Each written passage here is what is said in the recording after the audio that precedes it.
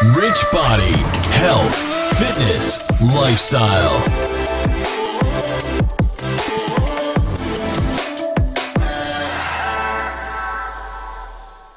Hey, good Harry, day. welcome to the show, man. How's it going? Very good. Yourself? Doing awesome, man. Doing awesome. Just hanging out down here in my basement on a COVID night, cold COVID Friday night. Yeah, I think we're in Ottawa, so it's supposed to snow tomorrow here. I think about 25 centimeters. So 25 centimeters. Holy jeez. like that. My wife was telling me she's like the weather person in the house, and she always she's like, and I'm just like, hey, good. I'm not coming into work tomorrow because I'm going to do all my calls from home. So I said that's good because I got a 45-minute drive, and I said I don't have to drive through the snow. Yeah. Not that it's not bad. The one thing we can all say about I say about COVID to my friends is that there's no traffic on the road. So there isn't. Yeah. We've been really lucky here with the weather, man. We have gotten, I think we had one snowfall that actually stuck around for a day or two, and the rest of everything's just been beautiful. Like today was, I think it was 41 here today. Just beautiful. Wow, it's nice. So, yeah, no, I like the snow because the kids get outside and play, right? My daughters are 9 and 11, so they'll just go outside and play and giggle and, do like the snowman stuff. And with COVID, it just feels like, I say to my wife, it's nice to see things like back in the 80s come back in style where all the kids are outside playing in the neighborhood. So it's good. It's good. We look forward to the snow, and then I love going for runs in the snow or just being outside. It's just nice. Yeah. Awesome, man. How's everything going at your practice? You guys busy now or what? Yeah, so we're good. So luckily we've been able to make the shift during the COVID times to, we've done things online. Yeah. And we've still had some clients come in. So we had to make a little bit of a shift because usually I used to bring in about 8 to 12 people per day inside the office. Now we kind of limit it to only about 4 to 6. We want to take breaks in between clients. So, see a client, do a phone call, see a client, do a phone call. So that way we have a break, but we can also get a chance to sanitize and clean the office down. Yeah.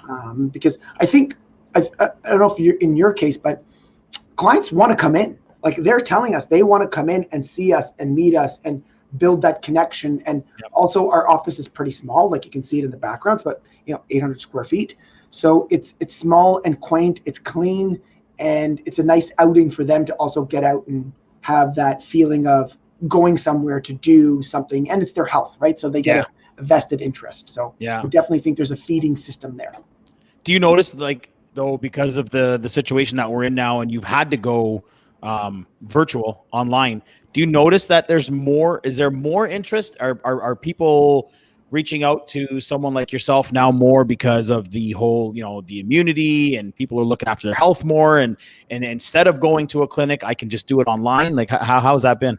Yeah, so we've definitely gained some new traction in the fact that we're online, and we've also gained traction with the fact that people actually definitely have more time, right? So, if you think about, your day, like I look at my wife's day, or even my day hasn't changed too much because I'm in the office. I shouldn't say that. I'm a bad example. But some of my clients say that they're not driving to work. They're not coming back.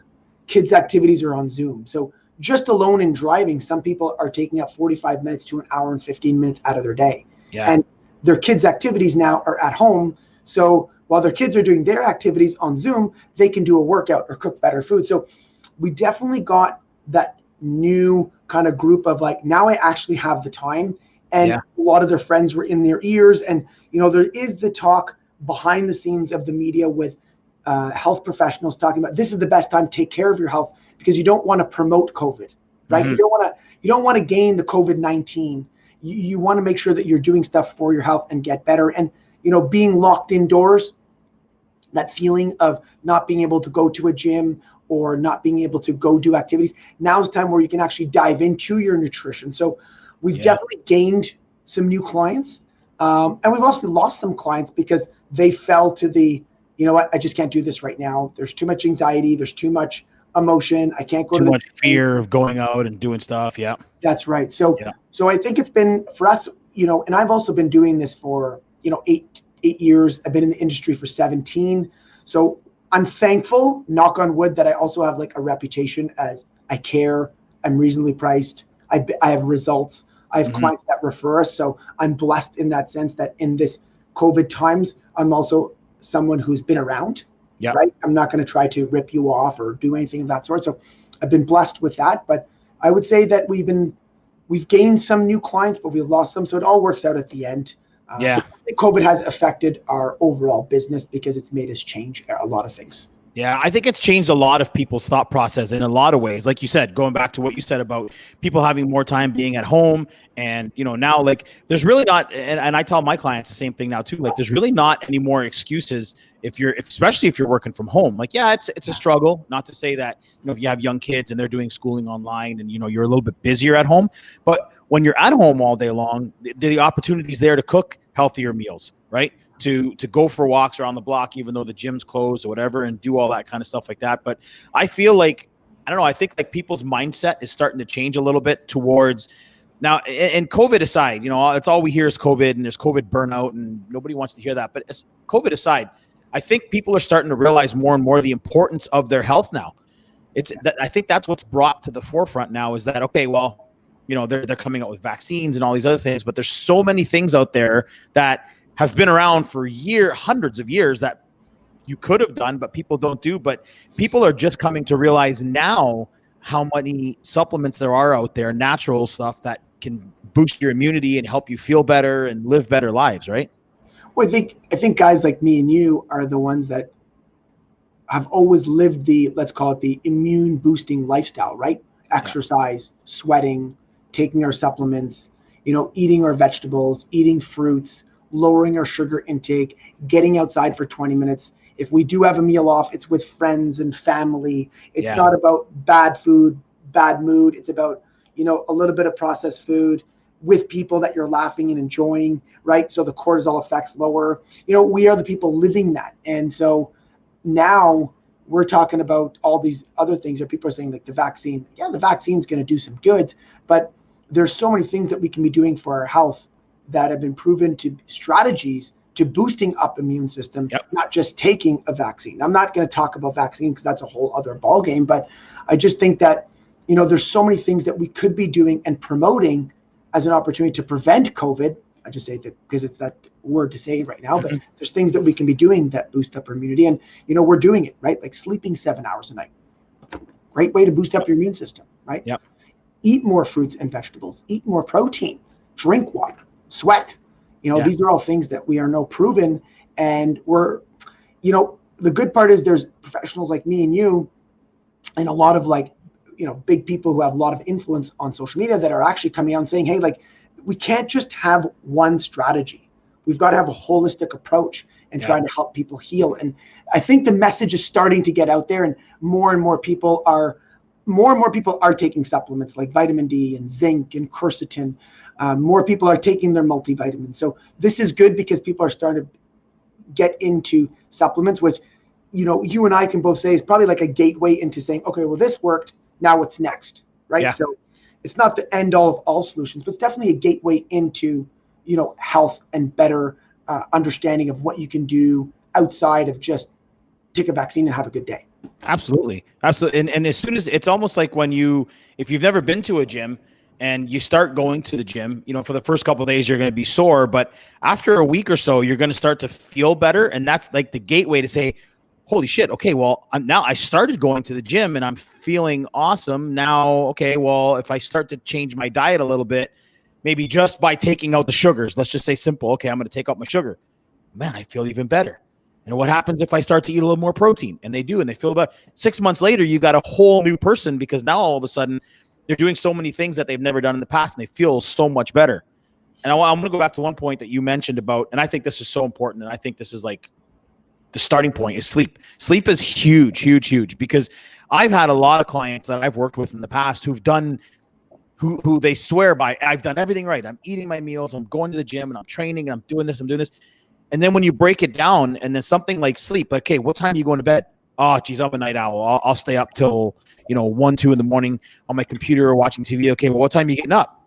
Well, I'm usually up around 5:30 or 6 or the gym. Like, you mean you're sleeping 4.5 hours a day? Okay, well, hang on a second. People don't realize the importance of, the effects on hormones, your appetite hormones, all that kind of stuff like that. So it's such a big factor that people overlook. Yeah, I think that. So I'm going to first say I'm the biggest hypocrite because I'm not a sleeper. Okay. So I tell all my clients this, my clients know this. My wife knows this. She's like, you've been like this your whole life. But what I will say is that it's something that I work on. And when I do get the right sleep, so like the other day, I got stuck at work. So obviously for me, this is one of my busiest times of the year, right? We're opening back up. I tell my staff, this is like the Super Bowl of, nutrition, because it's the new year, right? People are calling. Yeah. We got to get our existing client load taken care of. We've got to get them back on track. There's lots of phone calls like, hey, we haven't seen your emails in a week. Where are you? It's just lots of follow-ups because we've been off for a week or two. And then you've got the new flow of people saying, okay, I want to commit to get in. So, there was a while last week where I maybe slept about 4 or 5 hours a night every night. And then on Friday, Saturday, I actually slept like 8 hours. And then one night I slept 10 hours. And no word of a lie, I woke up after that 10-hour sleep, I lost 3 pounds. Right? Yeah. So my wife says, you do realize on the weekend, you always lose a little bit more weight because you sleep longer hours and you're able to lose. And actually, here's a good data point. I have an in-body machine at my office. So the good body fat testing machines that you put your hands on. It's one of the better ones. It's bioimpedance. And so on one day on a Thursday night, I'd only slept like 4 or 5 hours one night. And I said, okay, I do my body fat testing every week, but I'm like, I'm just going to test it today because I remember to do it. And sometimes I forget on the weekend. So I did it and I was up 2% body fat, but I was lower in weight from the week before. Okay. And I'm like, shoot, why is that? And then my wife's like, you told me you were up 2 or 3 times that night and you couldn't sleep. Right. And so I said, oh yeah, that's right. So I said, okay. So Thursday, Friday come around, Saturday come around. I've now slept 8 hours a night. I did my body fat on the machine. I was down another pound from that Thursday, but I was down 2%, 2.5% body fat, which actually brought me lower than where I was the week before. So remember, lack of sleep is also let's call it a pro-inflammatory process, which helps you retain water, right? So sometimes inflammation, people forget about, is an immune response to an extent. Yep. And so when your immune system is responding to some type of stress, you'll see water retention. And I'm sure you've seen this with some of your competitors. They're not losing that little bit of water weight.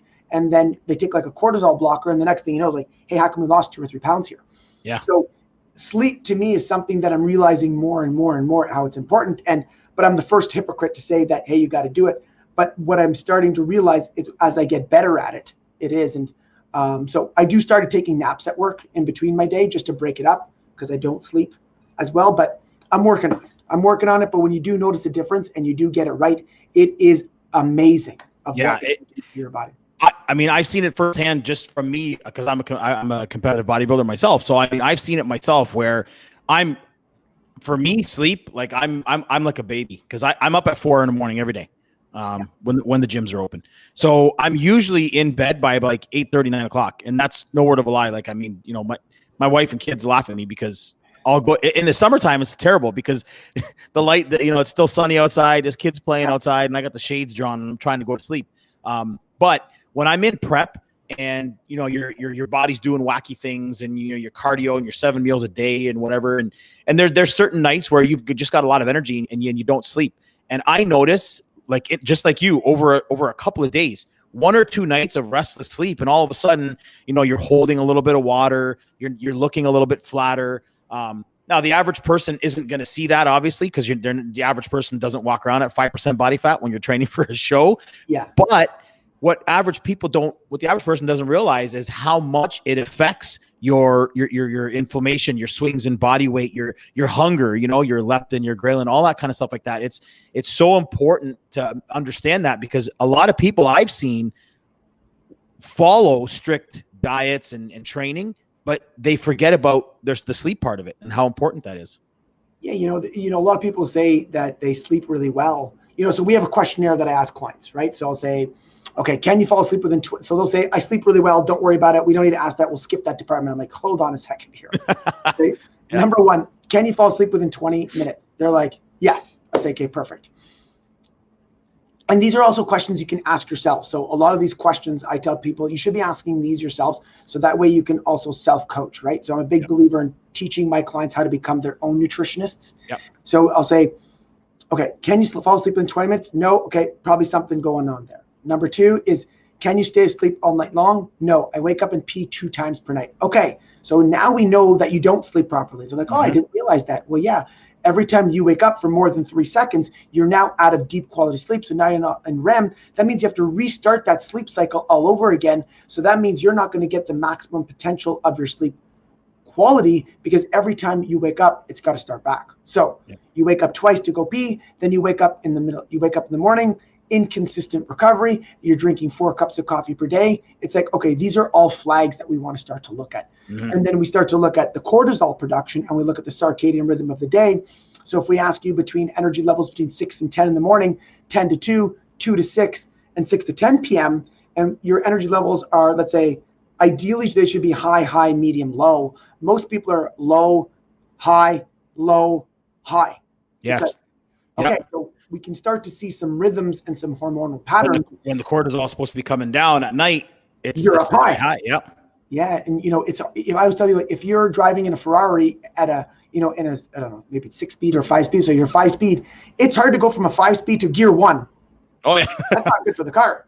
So when we start to look at the sleep, you're sleeping at 11 o'clock, but your nervous system's not actually relaxed till 1 because you were revved up so high and you're trying to sleep. So, I think that sleep is one of the best hormone modulators, and it's also the root of energy.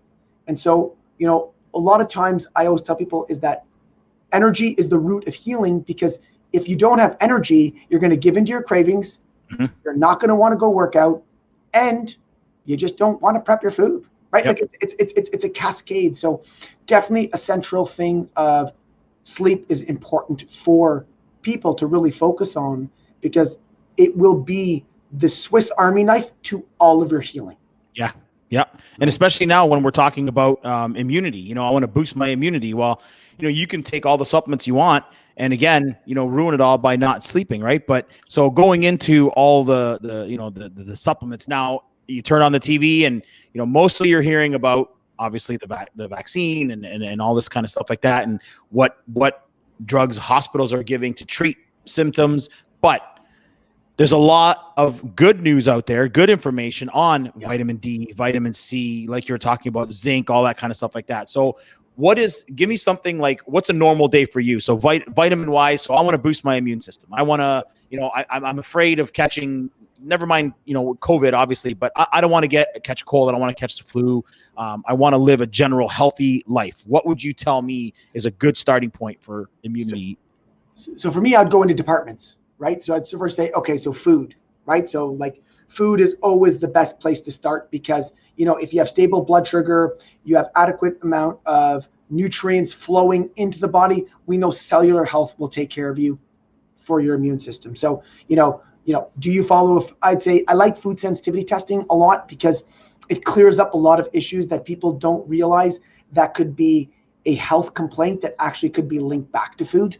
So in our office, we'll work with clients, and I always tell them, I'm not a doctor, I'm not a naturopath, I'm not a dietitian. What I am is a nutritionist that wants to connect you back to your health complaints, and realizing that the 3 to 10 health complaints that you have can either be gone or lowered in severity just by changing your food. So that's why I love food sensitivities, because people are unaware that they're subclinical symptoms that they're having. So what that means is, if you go to get your blood work done, but you're still having complaints, well, they're subclinical, meaning they don't show up anywhere. Yeah. They just show up with you. They show up with you every day. And so, things like gut-related food sensitivities are things like gas, bloating, constipation, too many bowel movements, not enough bowel movements. Well, what we know about the gut is helpful for the immune system, because it kills off a lot of bacteria just from if it gets into your body. So just by having a good functioning gut, you're going to be able to break down, absorb, and transfer all the nutrients that are needed for your cells to be able to work at 100%. Okay. Right? Then we start to look at non-gut related food sensitivities, things like headaches, migraines, joint pain, too many bowel or joint pain, skin conditions, things like phlegm, sniffles. These can all be linked back to a food sensitivity. So for me, anytime I can lower inflammatory response in the body, we're giving your body the nutrients it needs to help it heal, instead of deal with these fire producing foods in your body. So that's number one, lower the fire, lower the stress. Number two, obviously eat more vegetables, eat more fruits, drink clean water, and make sure you're getting adequate protein, right? Then we start. So that would be my food department of where I like to start with, because we got to start there first, right? Number 2 is sleep. Obviously, we need to make sure clients are sleeping 6 to 8 hours per night, because sleep is your Swiss Army knife to all of your healing processes. Then number 3, supplementation. So supplementation, generally the ones I start with the most in my office are glutamine, because glutamine glues the gut back together, and many people have symptoms of leaky gut syndrome. Right? So leaky gut syndrome, we know that the gut is supposed to be sealed tight. When we go through mental, emotional, physical, lack of sleep, food, environmental people stress, the gut starts to rip. Well, now all that beautiful food that I'm eating or the supplements that I'm taking, I'm not going to get maximum absorption from those supplements. And if I'm taking a probiotic and I got leaky gut syndrome, I could be actually causing more food sensitivities because that probiotic is getting through. So I got to glue that gut back first, because I want to make sure that you're absorbing all of the nutrients. That's an extremely important point. And I want to make sure that the listeners, pay attention to that, because I think a lot of people go right to a good probiotic or something, right? Like, without realizing that you could be doing more damage if you're not healing that gut, right? Yeah. So glutamine, then I start to go into zinc. Zinc is very good for boosting up immune recovery. Also very good for hormone balancing. So zinc is very good. A lot of people are talking about zinc now for immunity. So we've always recommended zinc. One of my mentors was Charles Poliquin. He was like, zinc is probably one of the most important minerals that you can take behind magnesium. And that would be my third one. I've owned a supplement store before this, and magnesium is still to date the supplement we get the most feedback on for noticing a difference with sleep quality, mood, recovery, contractions during workouts, and blood sugar management. So again, all things that support better immune, right? And then I like vitamin D, obviously. Cod liver oil is another one that I like. Cod liver oil's got vitamin A, vitamin D. When we know that flu is apparent, vitamin A deficiency increases. So something like cod liver oil at this time, instead of taking a plain fish oil, maybe switch over to a cod liver oil. And if we look back, my mom's from the Philippines. She goes, they used to give us cod liver oil every day at school. Really? They knew stuff, right? And another one for immune system is quercetin, vitamin C. It's a vitamin C branch. Okay, so we give quercetin just because it does help with sinus clearing. I've been recommending it actually for a long period of time, but for some reason it's really taken off for helping with this whole COVID thing. There's been lots of talk around quercetin. Yeah, you hear about it a lot in the news. Right. But, like I say, I like vitamin D, I like cod liver oil, I like zinc, I like magnesium, I like good food. And then there's also your sleep, but there's also sweating, right? Sweating, right? Like getting out there and doing some type of workout boosts up your immune system as well, right? Activating it. The other one is getting outside. That's huge. You got to get outside, right? Like so many people I've been talking to, they said, I haven't left my house in 2 days. I'm like, that ain't healthy. Yeah. You got to get that fresh air. You got to get to the woods. You got to smell the air. We know there's a guy by the name of Dr. Zach Bush, and he talks about how just by changing environments of which you walk in, you can breathe in different bacteria to help the bacteria in your gut, right? So we know that being outside is an important part of us healing our bodies. I mean, when have you ever gone for a walk and felt worse? Nobody. Yeah. Exactly. Right? So there's, like I say, healing to me and boosting immunity is also being light and feeling happy and jovial and making sure that your thoughts are clear. So those would be some of the things that I'm recommending on a daily basis for immunity. And there's other things like I have an infrared sauna, so I'll use the sauna. I'll go jump in my lake for the cold shock therapy. There's all these other things, but those are fancy, and those aren't things that people can do on a daily basis without ease. These are the other ones that I talk about. These are easy things that we can all be doing to support our bodies. Yeah. I want to ask you a question about vitamin D, because I get this question, and I'm curious as well, and I've done a lot of research on it as well. So vitamin D obviously comes in different forms, right? You got the pill form, you got the droplet form, and you've got the injectable form. So me personally, I do the injectable D3. So I get it once every 12 weeks. My script renews, and I take it 600,000 IUs. Yeah. And I take it every 12 weeks. Okay. So explain how taking the pill, the injection, or the drops works differently or affects differently, or the bioavailability of it between all three? So a couple things there. Number one is I'll always say to people, what's the one? So for example, I'll give you an example. Fish oil, liquid, is easier for the body to absorb than the capsules, right? Because your body's got to break down the capsules. If you have impaired digestion, we don't know that. So we say take the liquid. But here's the reverse side. Which is the one that you're going to do? Are you going to take liquid, tablets, or injection? If someone says, I don't like needles, okay, next. Because it doesn't matter which one's the best one. He's not going to do it anyway, right? So that's number one. Right. I have to go through that process. Number two is then it comes down to cost, right? How much is the injection? How much is the tablets? How much is the liquid, right?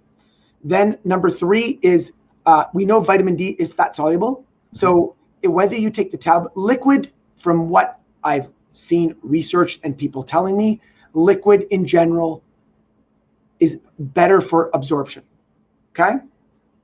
Now, I haven't seen too much research with the injection, but the research that people need to do is just get it tested, right? Mm-hmm. So walk into your doctor, get it tested. Okay. If you're low, okay, go take a tablet that's cheap from Shoppers Drug Mart that day. You don't have to order some from some fancy store, right? Yeah. Just do it. Okay, start taking, so you're low, let's say you start with 5 to 10,000 IU, because we know you're low, right? Doctors are recommending 1 to 2. I say to myself, if you're low, 5 to 10 right away. Yeah. Right away, okay? Then you should be getting retested in 6 to 8 weeks. Yeah. Okay, so if it's still low, then go get the liquid. Then try the liquid. Yeah. Okay, now liquid's brought up. So now you know which one works best for you. Mm-hmm. See what I mean? So I always tell people, because the other part is sometimes if you lose a liquid, it could be so fast absorbing that it brings it up too high too quickly. Yeah. Right. Yeah. And whereas you use the tablets, it might be easier. To be honest, there's so many different people out there talking about it. I just say, get tested, find out where you are. If someone's low in my office, I'll start them with the liquids. Mm-hmm. If they don't take it at all, I'll just say, what do you prefer, liquid or tablets? Most people recommend tablets. Even me, I know that the liquid's better. I prefer tablets. I have my little setup in the morning and I take my tablets. It's much easier. I take my 5 tablets a day and I call it a day, right? So I think that if you're deficient, your doctor should be able to get you a prescription for it, right? Because I think you can get a 50,000 IU tab. But the key is always make sure that you're getting retested 6 to 12 weeks to make sure that you are going up, because you may need to increase it. Yeah.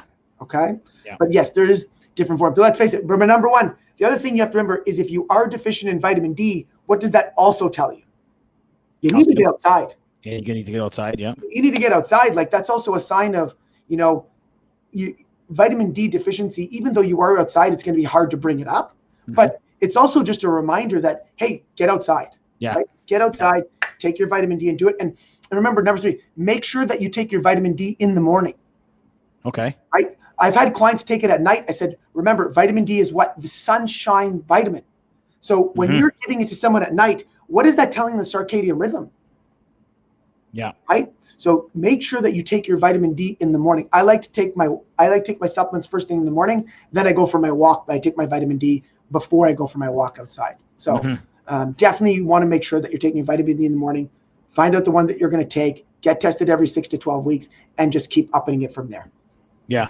Yeah. It's important to get tested. Like you said, I do mine every 12 weeks. I do blood. So about every 3 months or so, I do my blood work. And even taking the 600,000 IUs that I take every 12 weeks, my levels are always kind of in the normal range. So I know I would be deficient had I not been taking my injection from the previous 12 weeks or whatever it is, because I always think I'm going to be higher on the higher end or even above because of the amount that I'm taking, but I'm always right there in the middle, so I know I would be deficient if I hadn't been taking that.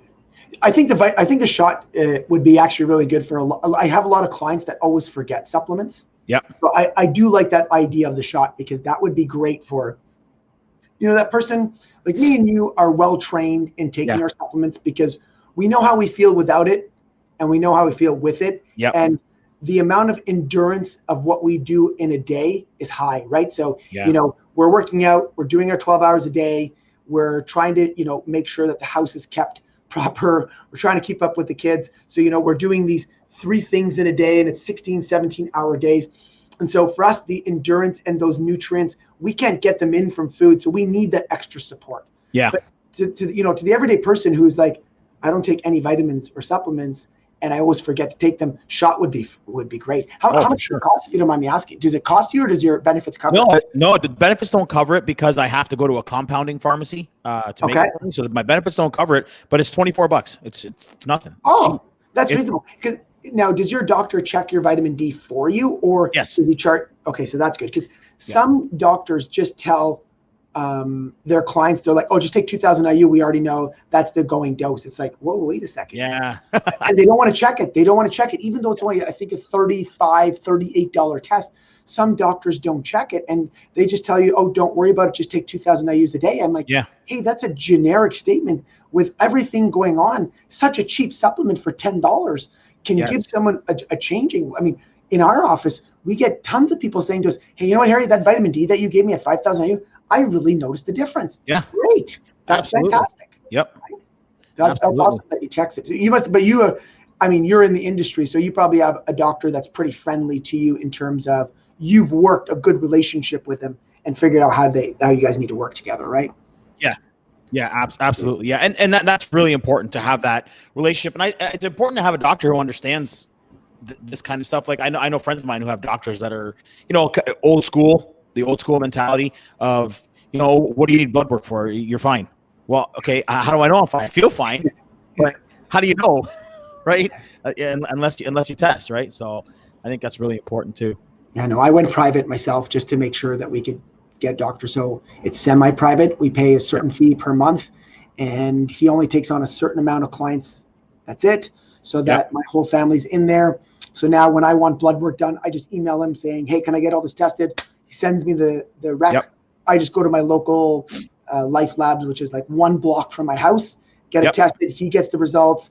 We do it through telemedicine. We talk about it. So it's easy. So I can get it done 3 or 4 times a year, but no questions asked. He's like, whatever you want to test, Harry, do it.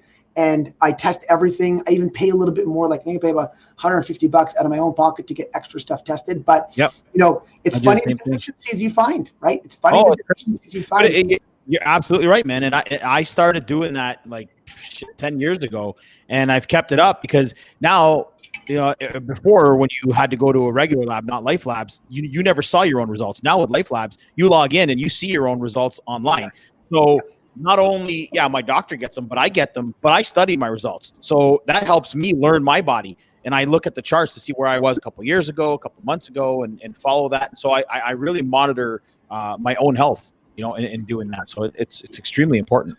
Yeah. Progression is something to always monitor. Is it getting better? Is it getting worse? So that way you're ahead of it, not behind it. Yeah. And it's unfortunate that, we have to wait. I think now they do it once every 2 years, a full checkup. It's unfortunate because that's if your thyroid's off or your cholesterol's creeping up or your blood sugar's creeping up and you got to wait 2 years or to get that kind of stuff all checked out. I mean, we already may be behind schedule, right? But at the same time, I think if we all sat down and were real with ourselves, you would know if your blood work's going to be good or not. Oh yeah, for sure. We know what we're doing in our bodies and how we're living, and you for sure. And some people, because they know, they purposely don't go to a doctor. They don't go because they don't want to see it because they know what it's like. I'm fine. Right? I'm fine. Yeah. I'm like, I feel good. I'm good.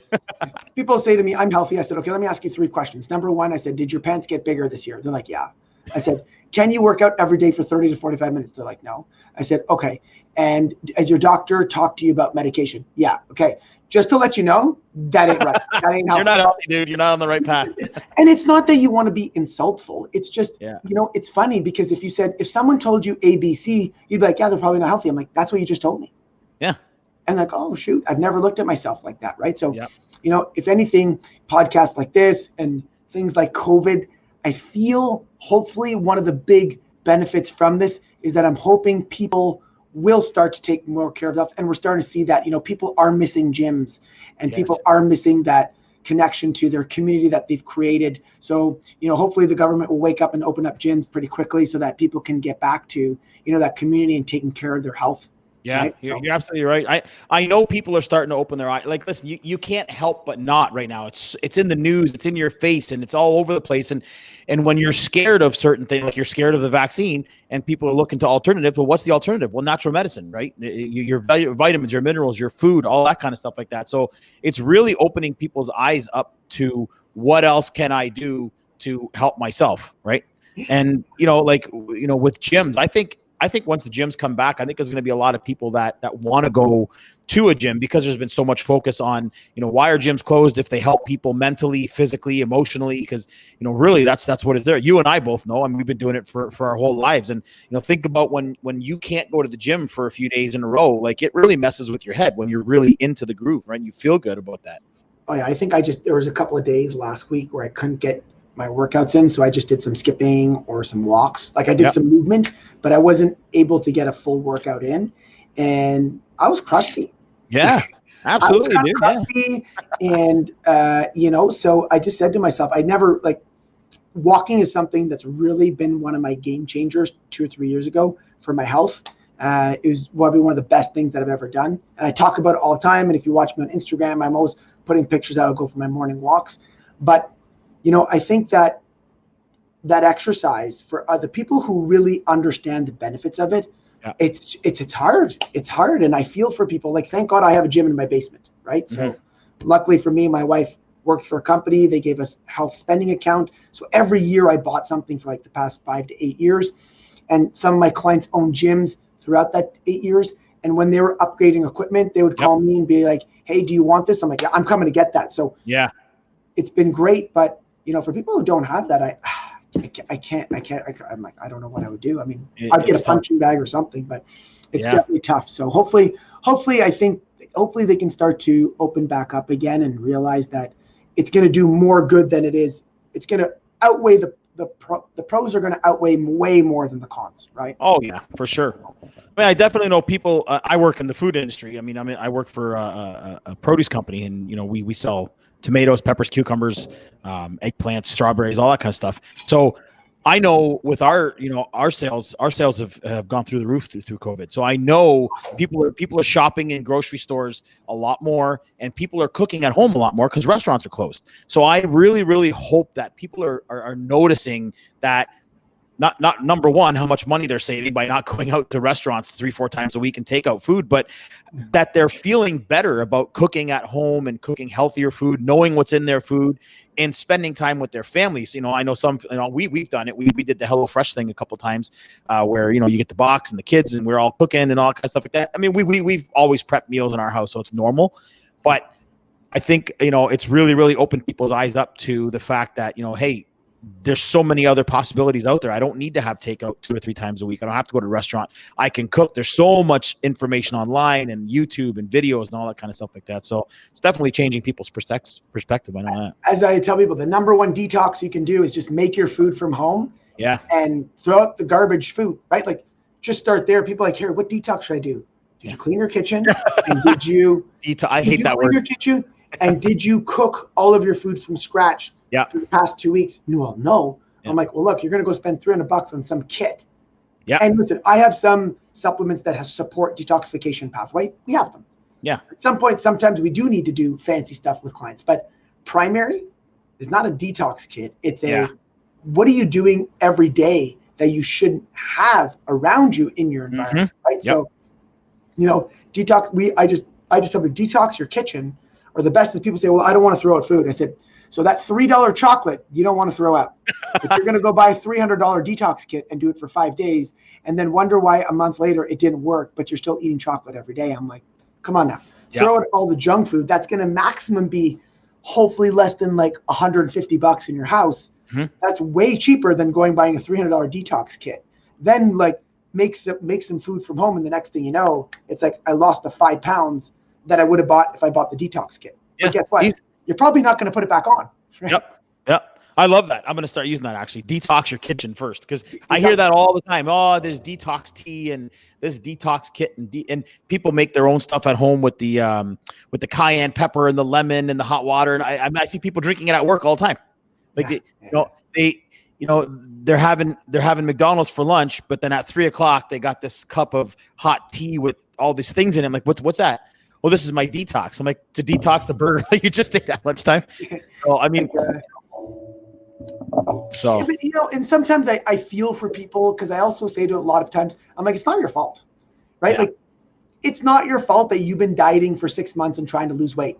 It's not your fault that you think detox kits are going to save your life, because think about the advertising and the multi-level marketings and you know, me and you have done it all. We've done it. I've done it, right? We had to, but that's, and I don't knock it, but I sometimes say to people, when you talk to a coach or someone who's been around for 10 to 15 years, little piece you want to listen to them, because they're going to tell you the stuff that they wish they wouldn't have done to save you time.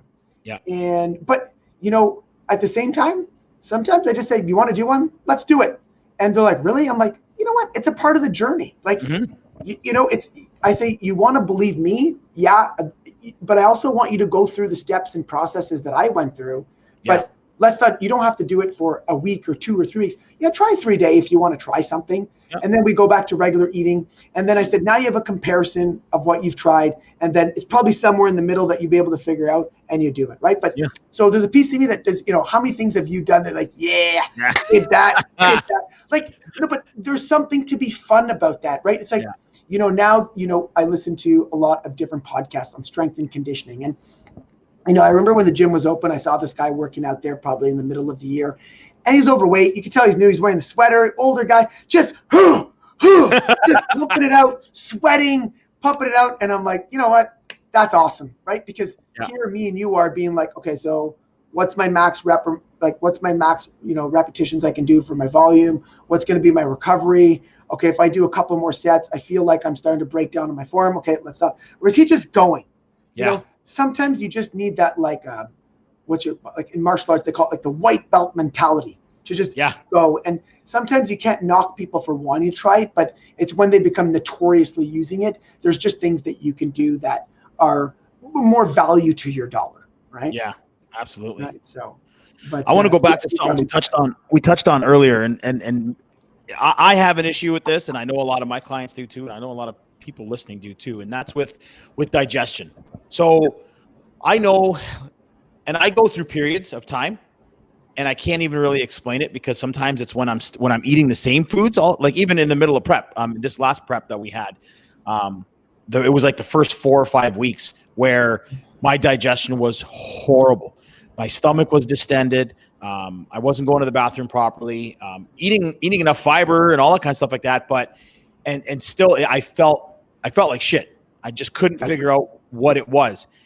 I didn't really do too many things to change it. We added some things in. I started taking some stronger digestive enzymes, and it kind of fixed itself, but I know I didn't fix it because it's still there. So what do you tell people when it comes to like digestion, and people talk about, you know, digestive enzymes, but do they really understand what they do and what they're for? And am I taking the right one and all that kind of stuff? You know, I think digestion for me is a simple process, right? So, so let's say I'm going to go through steps. Do you want me to go through what I would have done in your scenario, or do you want me to do what an everyday person who walks into my office? Everyday person, because the everyday person is the one listening here, and that's the one. So here's everyday person that walks into my office and says, Harry, I want to be coached with you for 60 days. Okay, so what we will first do with you in the first appointment is we will never do a food sensitivity test with you in the first appointment when I work with clients. And the reason why I don't like to do that is specific reasons. Number one, I don't want to overwhelm the client, because I don't want to give them too many changes, right? Because too many changes can cause more stress, more cortisol, decreases hydrochloric acid production in the gut. So the more someone's stressed, the less opportunity they can to be less opportunity to digest food. Okay, so that's like the parasympathetic versus sympathetic debate, is that if you're always stressed, it's harder to digest. Okay, so that's why I don't do a lot of that in the first appointment. Number two is I like to create a platform for the digestive system to be able to build itself. So what I'll do is I'll generally look at what their 5-day food log is doing. So I always tell people, if you don't feel good, look at the 5 days of what you ate in the past. What are the common foods that you eat every day? So common foods that I generally see clients eat are wheat, dairy, tomatoes, bananas, peppers. Okay, like how many people do you see eat those foods every day? So if I told you in my office, those are the top food sensitivities that I see. Well, yeah, because the foods that you eat every day, you're more likely to build up a tolerance to. Okay. So then I would say in the first appointment, I'd make them up a platform of what we're going to eat. And then I'd say, okay, for the next 30 days, I would like you to rotate out, let's say, wheat and dairy.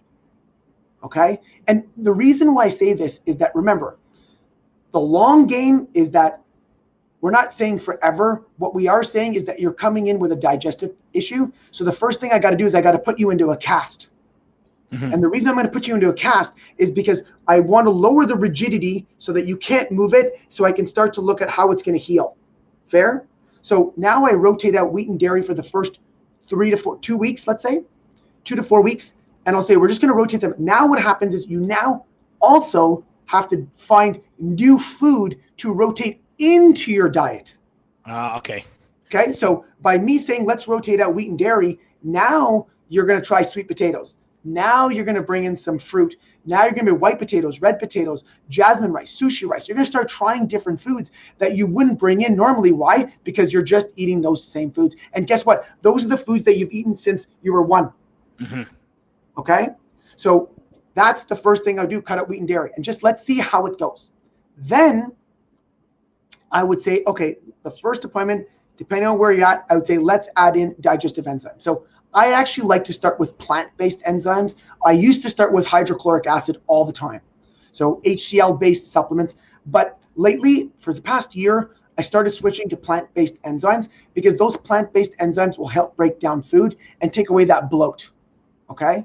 Now, this is just the first initial assessment. Sometimes I do use those HCl ones, but I'll use them later.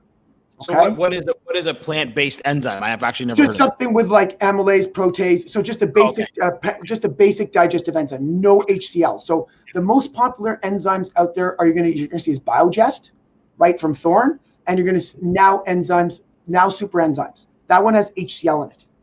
Okay, and it's got all the pancreatic enzymes. So for me, I just like to give them the pancreatic basic plant-based enzymes. I like to start there. Then I give them glutamine. Okay. Then I give them vitamin D, because don't fool yourselves. Vitamin D is also good for healing the gut. Okay? And then I say, let's start there. So then they start the process. And then what I'll do in 2 weeks, they'll have a conversation. And remember, we've asked them the following questions, right? Do you poop every day? What does your bowels look like? Do you have any gas and bloating? Do you have any constipation? What's the quality of your bowel movements?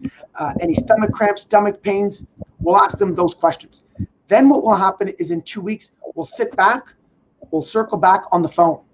Okay. Then I'll say, okay, I'll ask them all about their digestive system. I'll ask them the same questions. Now, if it's starting to get better, I won't make too many changes to the diet. Now, because my clients send me over what they're eating every day in their food logs, I'll start to say, okay, look, you eat bananas every day, or you're eating peppers. Now what I want to do is I want to rotate out peppers and bananas with the gluten and dairy. Okay. Why? Because those are the most common food sensitivities that we see in our office. Okay, so now I give them another 2, right? Remember, progression over perfection. Still taking the glutamine, still taking the digestive enzymes. Then again, 2 weeks later, then they'll come in and then I'll do their food sensitivity test. Okay? And the reason why I don't like to do it in the first appointment is because they have too many food sensitivities, too much inflammation in the gut. So why am I going to test someone at their lowest? No. Test them when they've already started to build a better platform. So that way they actually have a good test and they're not overwhelmed by taking out 100 foods. They maybe take out 20 or 30, right? So I tell people this all the time when they call in and say, I'd like to just book in for a food sensitivity test. Which appointment do you think I should book in? Just to let you know, we think that booking in just for a food sensitivity test is one of the worst appointments to book in for. We tell people that right from the get-go. It's bad marketing, bad business, but we're honest from the get-go because it's overwhelming to get that much change. And if your platform isn't ready for the food sensitivity test, you have to change way too much food at once. That's what happened to me. I hated that feeling. So now what we do is we do it after 30 days. We saw less food sensitivities. We saw people being able to make the adjustments because we took out the major foods that they were eating daily. So they started practicing. Now they're like, oh yeah, I can do this, no problem. So they feel a little bit more. Okay. So then at that point, when I give them the food sensitivity test, I say, okay, now what I want to do is I want you taking the glutamine, then I'll make the audible of whether I'm going to stick with the plant-based enzyme or am I going to go to HCl. because I'm going to go based on how's their digestive system doing, right? Is there gas? Is there bloating? Is there this? Is there that? All my questions. Then I'll say, now I'm going to give you a probiotic. So now that I'm going to get them there to do their food sensitivity test, they've gone 30 days of already healing their gut. Remember, now that we've glued the gut back together for the first 30 days, and I've got their stomach turned on, breaking down the food so nothing's stuck, their digestive system generally is 30 to 50% better, or sometimes already fixed. Then I do the food sensitivity test. Now I'm going to hammer them with the probiotic. Okay. Now, the one thing I've learned about probiotics, 80% really function well with them, 20% it does nothing. Okay. So depending on what their symptoms are. So if they have IBS or they have Crohn's or they have celiacs in their family. So if they have autoimmune, I'll give them one type of probiotic. So based on where their family history and based on everything they've told me in our initial assessments, I'll pick the probiotic that's best for them. So so you're picking the probiotic based on information they're giving you. That's correct. It's got to be personalized to an extent. Not everybody can go just walk and say, I'm going to pick up a 50 billion Renew Life and say that's the best probiotic and that helps me poop out. There's ones that are specific for each individual, right? And each division and each person's case. So if I have a client who's chronic yeast infections, I'm not going to just give her, I'll maybe give her one for women's, or I'm going to give her Saccharomyces boulardii. If I have a client that's been living on a farm or traveled the world, I'm going to give her Saccharomyces boulardii. If I have a client who's just never really had too many issues, maybe taken antibiotics 1 or 2 times in the past 5 years, I'm probably going to give them one that's a more full spectrum, right? But I'm definitely going to give them a probiotic around that time that we've rebuilt the gut lining, we've done the enzymes, we've now got the food sensitivity test, then I'm going to re-inoculate and restore that bacteria. Remember, it's remove, rebuild, re-inoculate, then it's how do you retain? One of the biggest mistakes that people tell me is they're like, okay, so when can I go back to normal? So let me reverse. Do you feel better? Yes. That was my next question I had queued up for you. When can I start eating these foods again?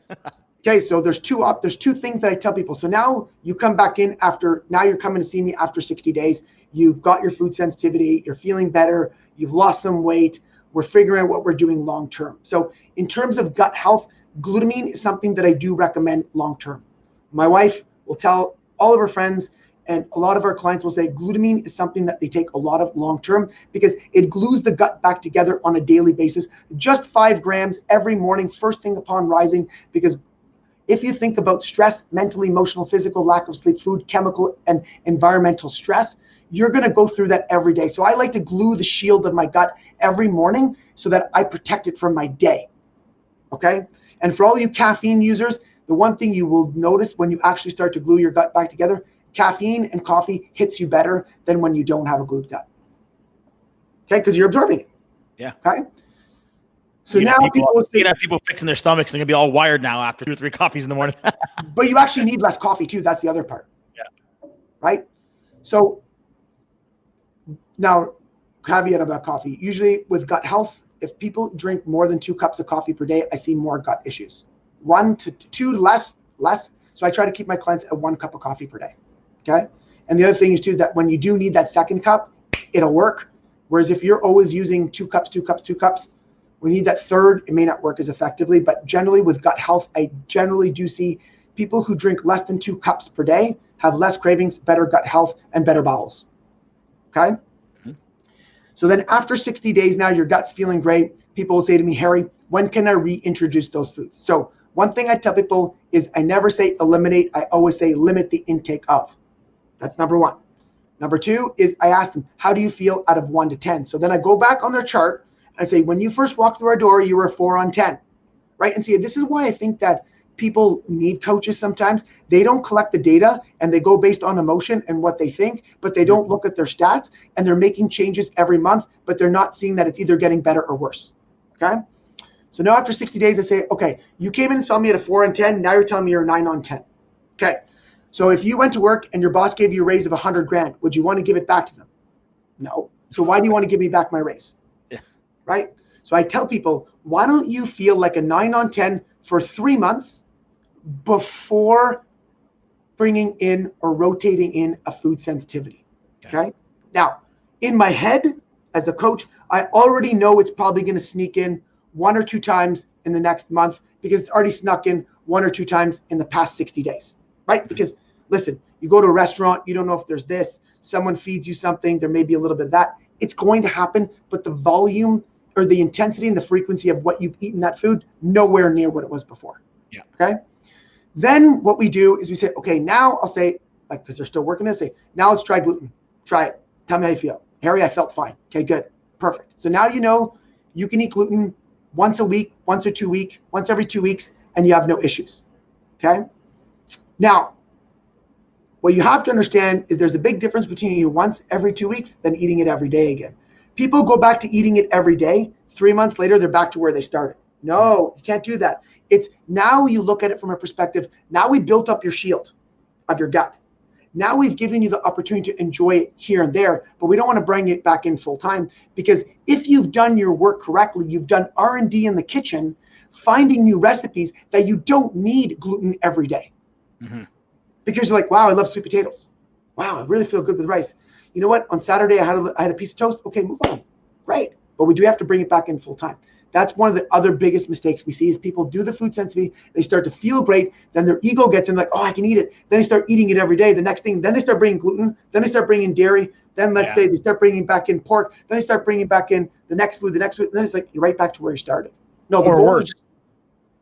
Exactly. Yeah. So what I always tell people is, if it's a food sensitivity, you'll always have your major 5 food sensitivities that will always affect you long term. So mine's eggs, pork, cucumbers, oatmeal, and bananas. I don't eat them. Okay, and gluten. I don't eat them. I'll eat gluten maybe 3 times a year, just because, you know what, I'm like, I want to try that once a year. But those foods affect me for longer than 24 hours. But if I have a little bit of dairy, the next day I'll have a little bit of gas, and then I'm fine. If I have broccoli, which is one of my sensitivities, I'll have a different type of bowel movement, but then I'm fine. If I eat eggs, I'm allergic to them, so I'll scratch my face till I bleed, and then my nose blows up, and then I'm gassy for about 5 days. So I'm probably not going to eat that. So then we have to start to make together the list of the 5 foods that are the worst ones for you. And everybody has that one or 2 foods. I'm sure if I asked them, like, Rich, what are some foods that you don't eat because you know you feel like garbage after? You'll know. You'll know right away. Yeah. So those ones we stay in, and then you can maybe alternate 1 or 2 the odd time, because people will start to say, you know what, Harry, I had this a little bit and I was okay, but then they'll say to me, Harry, I had that 3 times that week and then I felt like garbage. I'm like, okay, so now you know. So that's where it comes into trial and error. But there's always going to be 5 that make you feel worse. I just had a client, she's like, I can't eat dairy anymore.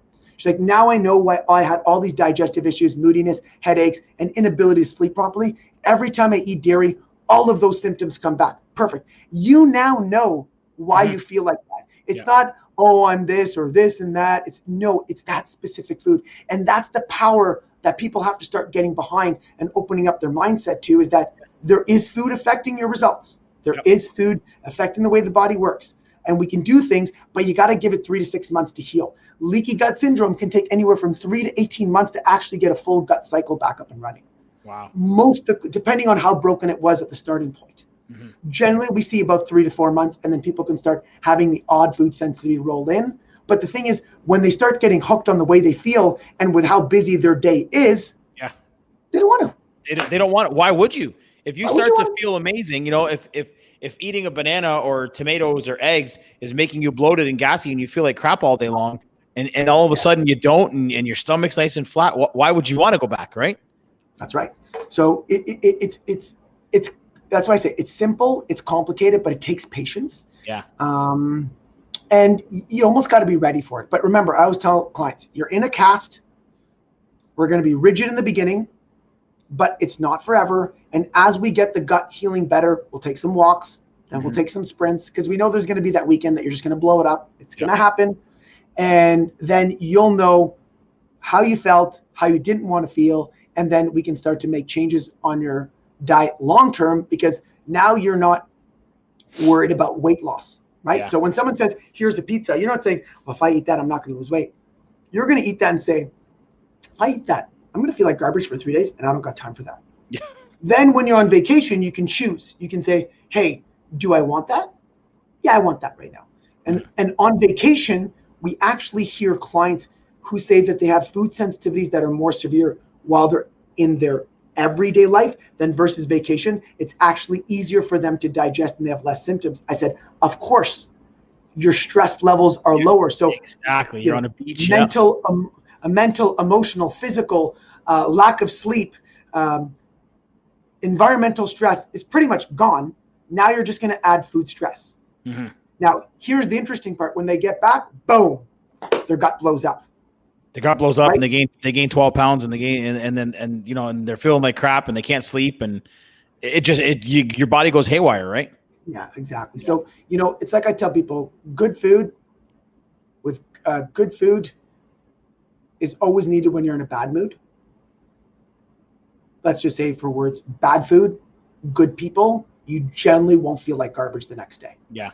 Yeah. How many times have you gone for a meal off with friends and family and felt completely atrocious the next day? Mm-hmm. Maybe over a couple of them, but because you did it with friends and family, you wasn't immediate. The next day you might feel it. Yeah. But sometimes when you're in a bad mood and you eat bad food, remember, then it's a hormonal cascade that just kind of dwindles downwards. Right. And people don't pay enough attention to that. And I'm glad you said it like that, because I try to stress that so much, that you have all this other stress going on around you, environmental stress, your job stress, all that kind of stuff like that.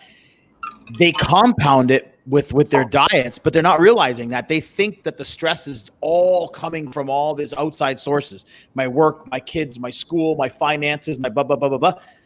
But then they're shoving all this garbage in their mouth, processed sugars and foods in it, and it's making it worse. And they're not realizing it. They're thinking their stress is all coming from this outside world. But I mean, you and I can attest. We're working. I'm up, like you said, I'm up at 4. You're at your office till 10 o'clock at night. I mean, we're sleeping and we're eating well, and we have all the other stresses. You have 2 daughters. I have 2 daughters. We're working, but the stress isn't affecting us the way it affects other people, because of our nutrition, because of our supplementation, because of our physical activity, all that kind of stuff, right? And I think there's something that I ask my clients. I say, are you stressed because you're unable to keep up with your day? Or are you stressed because you're moving faster and people around you can't move with you because you're able to crush your day? Yeah. And I think that most of guys like me and you are stressed because we can't keep up.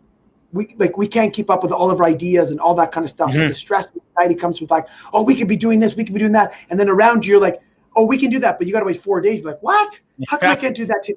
Yeah. Whereas like some of our clients are like, I'm so stressed because to do one task takes them an hour. Yeah. Whereas when you rebuild them, they're doing it in 5 minutes. Yeah. Right. That's why I make a joke in my office that if I heal your IBS, so I've had clients who poop anywhere from 4 to 8 times per day. I said, you don't have time for that. Right? Like you run your company. No, but who has time for that? You got to think. Okay, let's be honest. That's 10 to 15 minutes each time. That's especially if you're taking your phone in with you, it's longer. But nowadays you got to find a bathroom. You got to do this. You got to you're bringing your phone. So that's 15 minutes. I'm like, that's an hour a day. Or if I tell people, if I get your energy levels up and you're able to, I tell them, if I clear your IBS and I get you doing less bowel movements and I can bring your energy levels up and you can make more phone calls and make more sales, just keep my consulting fees. Yeah. Give me percentage of growth. Yeah. And they always laugh. They're always like, come on, hey, it's better. I'm like, then I'll be with you all the time. Yeah. Right. So that's my inner joke. But I do think that, people underestimate how easy it is to start. Mm-hmm. It doesn't, and they might hear like, oh, I could never give up gluten. But on the flip side, I tell people this, you've never driven a Ferrari either. Yeah. You drive a Honda Accord. A Honda Accord is a fantastic car. If I gave you the keys to the Ferrari for 30 days, then you came back to the Honda Accord. Yeah, right? It's a good analogy. Honda Accord sucks. Yeah. And so when you have the capacity to be at that next level, why do you want to go down? And, people who knock people, oh, you're too strict or you're too this. Oh, that's so obscene. It's like, whoa, if you had a Ferrari, would you want to give it up? Yeah. Never. So when you start to get hooked on the things that you're able to do and achieve and accomplish, it's like, why would I want to go backwards? Yeah. Right. Yeah. I think that, and it's not going to happen overnight, changing your digestion. It could take 6 months to 12 months. As I always say, my shaman always tells me change is based on pain tolerance. Everybody has a pain tolerance, but there's a place that they can start where there is no pain and eventually change will come. Mm-hmm. Right. Yeah. So I'm a big fan of that, but I think digestive health is very, very important. I can't stress it enough for people because the more and more I help people with picking better food for them and just finding out that hey, these foods do better for me versus these foods don't do as well for me. It's okay, right? Just like, I drive a Nissan. I like wearing Crocs and Converse. I like wearing Viore pants. Other people may hate them. That's okay. It can happen with anything else. But with food, it's blasphemy. Yeah. You're crazy. It's like, okay, sure. Right. So there's things I don't understand, but anytime you can take care of your digestive self, your sleep, you're going to see just huge changes in your whole day. Huge. I always say too, like when I'm talking to my wife or some friends or whatever, I'm always like, I wish, there's people that have come to me and, have had tremendous success. There's some people that have dropped off. I do my best to try to motivate people, but I wish people could just get a taste of what it feels like to feel awesome every single day. And people say, well, you're crazy. I could never get up at 4 o'clock in the morning. Well, you know what? Yeah, you can. It's about priorities and it's about what's important to you. Because if I said to you, okay, tomorrow morning, get up at 4 o'clock in the morning, we're going to go to the gym. They're going to go, you're fucking crazy. I'm not going to the gym at 4 o'clock in the morning with you. But if I said to you, hang on a minute, I just bought you a round trip, all expense paid trip to Hawaii. Flight takes off at 4 in the morning. You got to be up at 3 to drive to the airport. You ain't even sleeping that night. You're going to wait. You're up at 3 and you're gone. You go to the airport because that's important to you, right? People have to make that distinction and realize how important their health is and start putting that time and effort into their diet and their training and everything. Charles Poliquin would always say, discipline is a myth or it's BS or something like that. And to an extent it is true. And I give people this example. I say, if I asked you to work out every day at 5 in the morning, well, how many workouts would you miss? Some of my clients would say all of them, maybe 2, Harry, or 3. I'd say, if your daughter needed to be at hockey practice every day at 5 in the morning, would you do it? Oh yeah, wouldn't miss it. So I said, love versus discipline, right? Yeah. Me and you love working out. Me and you love the way that we feel after. Me and you love the way that we, are able to do things with our bodies, right? We love that. And for other people, they're just not there yet. But once they get to see the whole thing in a year of what they accomplished, and I had one year where we worked with a certain organization, and probably about 25 of them in our office, and I think 7 of them that year got promoted. Now, that wasn't because they worked with me. That's because their personality is that they come and see a person like me to continuously work on themselves to make themselves better. So they're never going to stop, right? And we're getting a ton of people coming in now who are just like, I was telling you before we started, the people that we work with the most are those 35 to 55-year-old clients who say, I'm tired, I'm lethargic, I gave everything to my company, everything to my family, now I'm financially secure. Now it's like, where do I start? I don't know because I can't keep up, but I have to start somewhere. And I think that, that's where a coach can be really well for you, because he's going to get you out of your head. He's going to pick 1 or 2 things that's going to be able to work on. And people just have to buy in over a year and not think that it's going to happen in 30 days. Yeah. Right. That's the hard part. And I think the hard part is they don't realize it's going to take longer, so they don't want it. And the hard part is they think they're going to have to make 16 changes, whereas it could be just drink 1 liter of water a day and go for a walk after dinner. Yeah. And energy levels are up by 1%. And you're like, I kind of like that. Yeah. Right? So, yeah. I like the emphasis you put on coach. And I like the fact that you refer to yourself as a coach, because when you say coach, people understand that because they know, especially if you're a sports fan, that the coach is the guy directing these players. Like everybody has a coach. I have 3 coaches that I work with myself.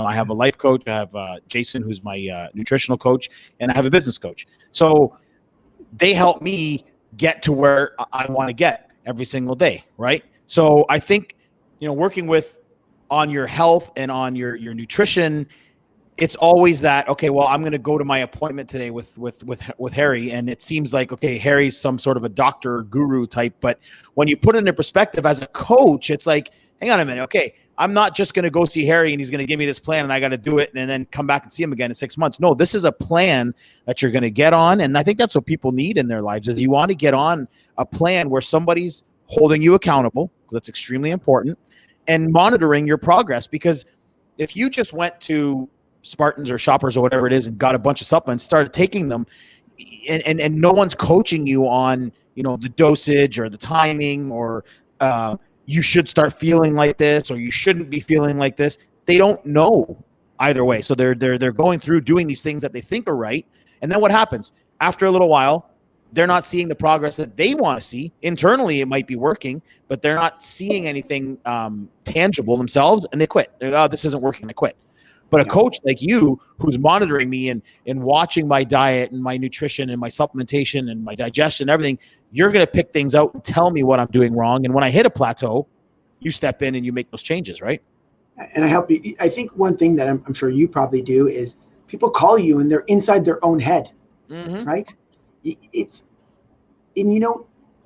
like I say, that's what I love about Instagram. That's what I hate about Instagram and social media, is that there's like always people say, oh, you shouldn't do that. You should do this. You shouldn't do that. You shouldn't do this. Or Harry, my friend told me to do this. I'm like, listen, just relax. Your friend didn't spend 2 hours with you interviewing and collecting all your data. Yeah. All we have to do is make sure that the biofeedback is improving and we're good, right? Like my client said to me the other day, oh, magnesium doesn't work. I said, okay, no problem. So then we were going through a biofeedback and she's like, I haven't been waking up feeling recovered. I said, that's interesting. I said, and how many cups of coffee did you drink today? She's like, 3. I said, like, come here, reverse for a second here. Last month, you were taking the magnesium every day. You didn't wake up at all, and you were drinking 1 cup of coffee a day. So maybe you weren't feeling the direct effect. Like, because people think you take a supplement, it's supposed to feel like a hero. Yeah, right away, yeah. Right? But I'm like, well, maybe there was some impact. And I think, I'm going to be I have my biofeedback that I give my clients. We're going to be putting it up on our website so people can actually download it for free. We're just getting their steps that I'm doing to make sure that's available. But I think we just got to ask questions. We got to be better question answers to ourselves, and we've got to write it down. We've got to collect the data. It's like a bank account, right? I always tell people your body is a business. And if you owned a business and you didn't look at your receipts every day, how successful would you be? They're like, I'd be bankrupt. I said, so you've got to make receipts. You've got to make a little bit of tracking systems. It doesn't have to be intense, but it just could be like a simple Excel sheet. Like, did I drink 3 liters of water? Did I sleep 7 hours? Did I, move for 30 minutes? Did I meet with a friend this week and have a coffee or a laugh? And you start to put in all these little healthy markers. It just starts to come together, right? Yeah. And, a coach can help put that on a piece of paper for you and help miss those voids and just put the little things together so that way you can just constantly thrive. Yeah, absolutely, man. Well, this has been awesome, man. We're, got a lot of good information out there. I think, information that people are craving, people want, and it's one thing to read it online and question the source or not know the source, but when we all know you, and you're great at what you do, and you have a great reputation in the industry. And I really appreciate you coming on the podcast tonight, and giving our listeners some really, really good advice. So if somebody wanted to reach out to you, I'm gonna put all the information in the body of the podcast here. But give us your contact information if somebody wants to reach out. Yeah, we're in Ottawa. We're called My company's called Personalized Health Center. I'm on Instagram. We have Personalized Health Center, as well as I think so this is interesting. I don't even know my own handle. I think it's Harry G1. I have a very, I'm sure you do, but I have a love-hate relationship with social media. I love it. I think there's so much beauty in it. But I'm retracking the way I want my Instagram to be. And so I don't want to put up stuff every day unless I feel like it's very congruent with who I am and it's important. I don't want to just post for a post and for likes. I want to post because I'm like, I think people really need to hear this stuff. So I'm taking a little bit longer to write my posts and put some stuff up there. So I'm changing my who I am because I feel like that's who I want to be. So I think it's Harry G1. You can see me. I jump in lakes and I take walks, and pretty simple. They're pretty simple jumping lakes in the middle of January in Ottawa. Yeah, so it was good. But and so that's where you can reach me. But I just want to leave you with 2 things that I feel like people need to hear more of. And I have a podcast that I talk about a lot more of this stuff. Don't think that you can't start. And the biggest mistake that I see people do is they try to do too much instead of what they can do. And they talk themselves out of doing it because they say they're not going to notice a difference. Whether that's going for a walk for 5 minutes, people say, well, I'm not going to lose weight with that. I said, yeah, but it's probably going to be better than nothing. And, drinking a liter of water or eating protein with something, even if you just change your breakfast, don't think that that's not going to add up to something else. but do what you can do and don't overwhelm yourself. And if you're a person who wants to start and feels overwhelmed, get someone to help you, because there's really good people out there that are able to help you, and just restructure it.